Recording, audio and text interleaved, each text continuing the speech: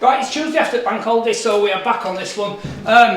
Tom skimmed this on, was it Friday? Yeah. Friday, yeah. Thursday or Friday, can't remember. John's putting his socket back on just simply so that we can use them and make it a little bit safer as well. He will then get probably a mist coat on the ceiling at some point. What have you done this week? all over. Yeah, it went all over basically. But when it dries out, you can see, like the plasterboard, because that was where we built it, the stud wall. The plasterboard dries out a lot quicker than where it's been on the original plaster wall. You can still actually see where units were there on that one. Right, I'm going to show you how to do a little bit of dodging and dabbing. We're using this NAF plasterboard adhesive. Gyprock have changed their formula and it's more like bonding now. And I've seen a guy from Leeds, a plumber, Lee Ronneback, saying it's a bit of vibration, it just pops off the wall. So we are going to use this. A plasterer did tell us to use foam. Now, I was going to use the foam, but we've got 7 or 8 bags of this left from that other job, so these need to get used up. So I've already cut this plasterboard here. Yeah, cut it out from your socket. So, what they do, I mean, I see them doing it. They get it on there, I can't think what it's called, you know, their floor.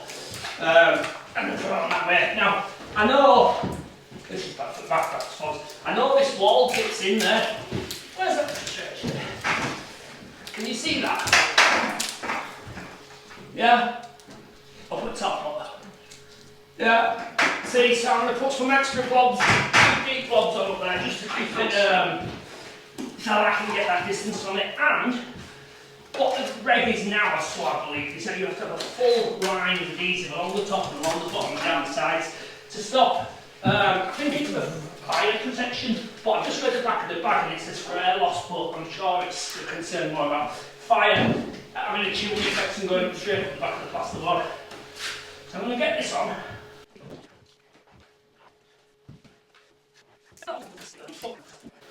You can see there I've chalked a line where the plasterboard finishes. And we're going to have to put this on quite deep because we only had deep back boxes there. We'll talk about them in a minute. But I need to make sure that when this board goes on, it flies through and it's proud enough so them back boxes are good. If you entered the raffle, then you might know, you might not know, a guy called, oh God, what's his name now? Rich. That's it. Well done there. He won it. And he took cash instead, so I went and delivered the cash to him. And he lived in Bridlin, which said a few miles. Right. So, what I'm looking for is when that board goes on, you see there, and we go through, then this other board, this one that goes on here, will be in front of them sockets. So I can afford to go back a little bit.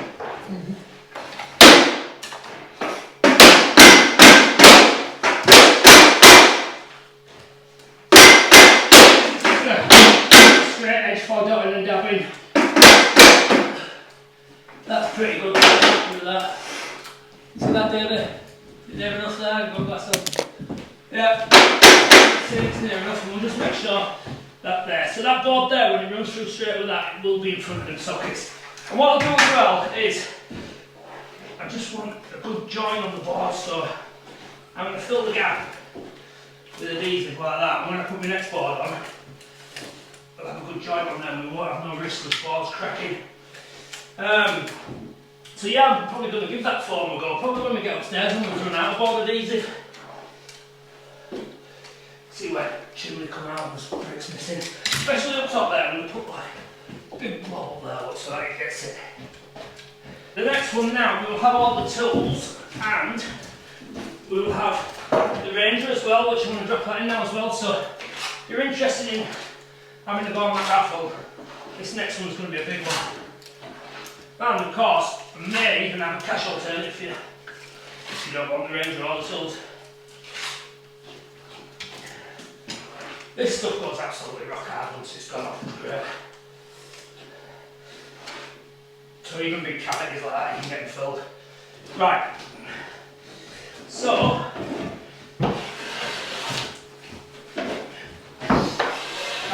cut my next board as well, which you can see over there, cut my sockets out there. Originally, we were having a TV on wall there, but we changed his mind on that. Let's put that down there. There we go. Right, so what I've done here, we've got these HDMI links. Where's that a little bit, David? It's in that box with the is... Right, so we've obviously got the HDMI leads there. And this is like a little module faceplate, because if he doesn't have anything here, you don't want cables hanging out the wall, so that will sit in there. We'll have 2 in that one in that one. There's a Cat 6 module going in there as well. A Cat 6 and that's a speaker cable through the basement somewhere. Anyway, what happens then is that goes on this table, that will go on there like that. And then when the board's on it, I cut the top of the box off, so I'll then be able to push that up into that cavity, and then that module will sit on there like that. Yeah? So that's the movement that we're happening then. I can get this board up, and then I'll show you the sockets that we're on.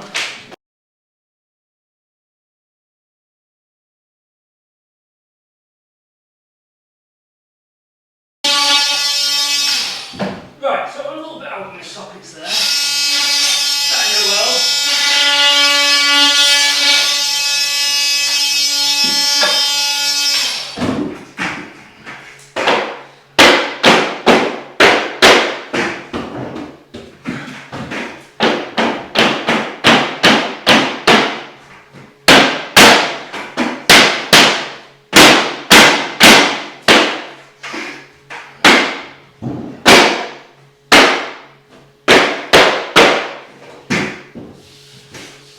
And we're going to just get that crap off there. What I'll do, I'll fill that as well.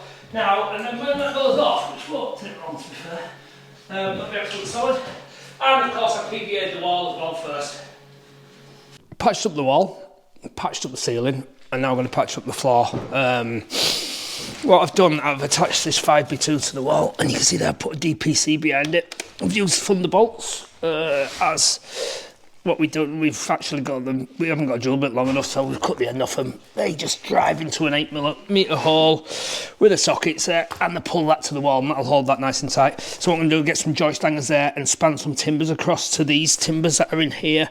I'm going to put a bit of DPC on there as well to stop our timber coming in contact with that or that. Same on this side, joist hangers, timbers across, and then I'm going to trim it out and use this 22mm chipboard flooring to board over it. Tom's coming tomorrow, so we're going to get these taped up so they're protected. 2 HDMIs there, HDMI there, Cat 6, is it Cat 6? And a speaker one there as well, another side double socket. He did away with the TV up there.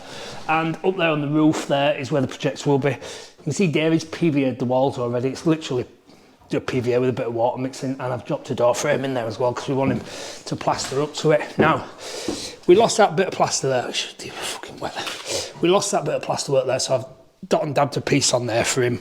We filled the walls a little bit as well, and you can see the frame there because the wall is out.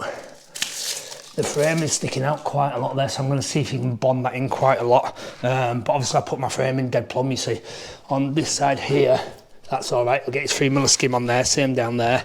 We've boarded this side as well. That's all right, getting a decent one on there. And same on there, it's just that this wall was out quite a lot there. And I've had to rip this timber down to make that door casing. That's it, we're ready to go, so I'm going to get this done. I'll show you when it's finished. And if you want to win this PAS load, it's absolutely free, so you need to keep watching because it's absolutely free, cost you nothing. It's £500, brand new, yeah, and it's absolutely free to enter, so you need to keep watching. Right, you can see now I've cut like a big sort of square. How square it is, I don't know, but I'm going to patch it up with the floor. I've cut that across there like that, and what I've done, I've put these new 5x2 joists in there. They're on joist hangers bolted to that wall. Used Thunderbolts to bolt that to the wall, joist hangers, and then these ones here, I've put a new DPC under that one because there is no DPC. And then what I'm doing, I'm putting, these are obviously too big to sit on this dwarf wall, so I've notched that out so they'll float across there, they'll fix to them, and then I'm going to pack a bit of slate under there to support them. But you can see the deal with this chimney, this fireplace rather. Basically they've just built a square wall and filled it with crap, and of course the damp comes up, and then sometimes these here, if they're not protected, will start to rot, as is the case next door. I'll just drop that in for you there. You can see they're rotting away, all of them really, so I don't know how much of that floor we're going to have to cut back. But back onto this one then, so we'll drop us 22mm floor in there, get some slate under there, get the class one in, and then get flooring down, and then it's patched and repaired. So there you go, chimney out, roof repaired, overboarded, floor repaired, plaster coming in tomorrow, he'll do that.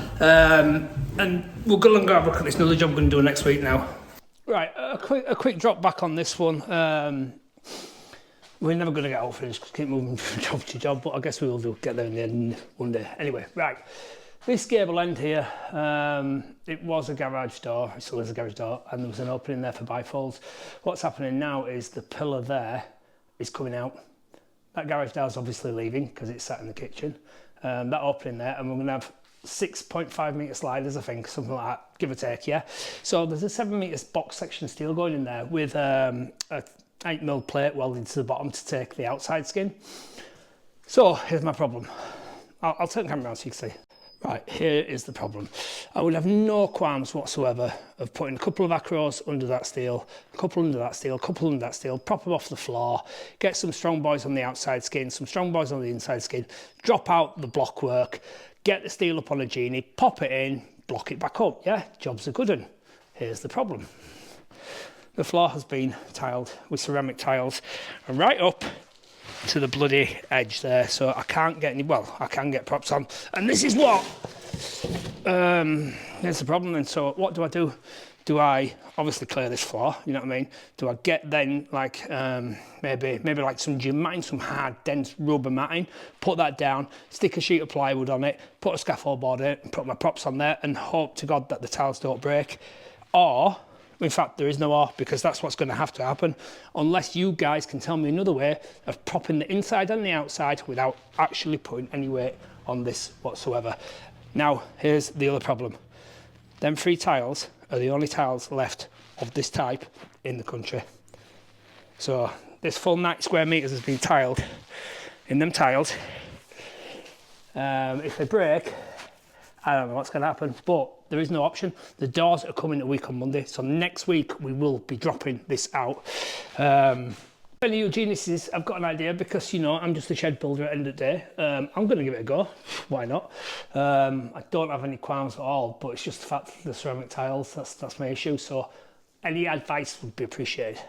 So please like and subscribe, and don't forget, if you've gone the link, there's a raffle there for a Ford Ranger and a massive amount of tools as well. It's here, the one you've all been waiting for. It's the Ford Ranger Wildtrak 2021 plate. There is 23,000 miles on the clock. It is an absolute beast of a machine. It's the sexiest truck you are gonna drive, and it could literally be on your drive. And not only that, I am gonna fill it to the brim with a full DeWalt tool pack, and I'm gonna drop it off anywhere in the country. On Monday, I knocked on Richie's door. He won the DeWalt tool pack, but he took the cash instead. £9,000. Look at the happiness on this man's face. This could be you next time. I may offer a cash alternative. He won the DeWalt toolkit. Everything you see here will be in with the Ford Ranger, the full lot, and I will put £1,000 in the glove box. Let's have a look at it. It is the Ford Wildtrak. It's finished in black and it's had a body kit fitted as well. I mean, look at the light upgrade on this. Yeah, you can't ask better than that. They are massive wheels. I don't know what size they are, but they're bloody massive. Look at the step on that as well. It's got stripes on it, it's got blacked out windows, it's got a black roller shutter on the back there as well. It's also got the light detail on the back as well. I mean, look at the wheels on that. Let's have a quick look inside. It's got full leather interior, it's got heated seats. Of course, it's got sat-nav, electric windows, it's even got electric seats, look at that, look. And in the back, if you're thinking it's not a family car, it is a family car, yeah? It suits everybody. And they also tell you it's Euro 6 as well, which means you are not going to have to pay a charge to drive in London or any other cities that are charging as well. The bundles are live now as well, yeah, which is a good opportunity to take part, because the more tickets you buy, the more you will get free as well. And literally, I will come and drop this off to your house anywhere in the UK, Ireland, Southern Ireland as well.